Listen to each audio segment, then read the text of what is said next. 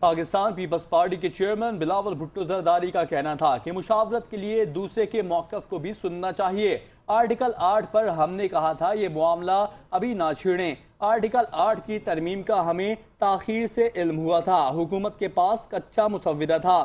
آئینی عدالت کے قیام کی بات میثاق جمہوریت میں تھی۔ چیئرمین بلاول بھٹو زرداری کا کہنا تھا کہ آئینی عدالتوں کے قیام کی بات میثاق جمہوریت میں کی گئی تھی۔ حکومت کے پاس کچا مسودہ تھا۔ کچا مسودہ پکا تب ہوتا ہے جب پیپلز پارٹی اور فضل الرحمان متفق ہوتے ہیں۔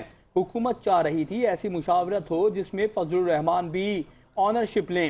عدالتی اصلاحات نہ صرف ضروری ہیں بلکہ ہم تاخیر سے کر رہے ہیں۔ چیئرمین پیپلز پارٹی کا مزید کہنا تھا یہ کیا بات ہوئی کہ آئینی ترامیم بانی کو جیل میں رکھنے کے لیے ہو رہی ہے۔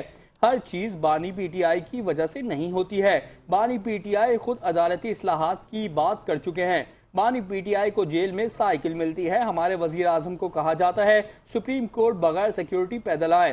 سزا یافتہ قیدی کو کہا جاتا ہے عدالت آنے کے لیے آپ کو BMW بھیجیں گے۔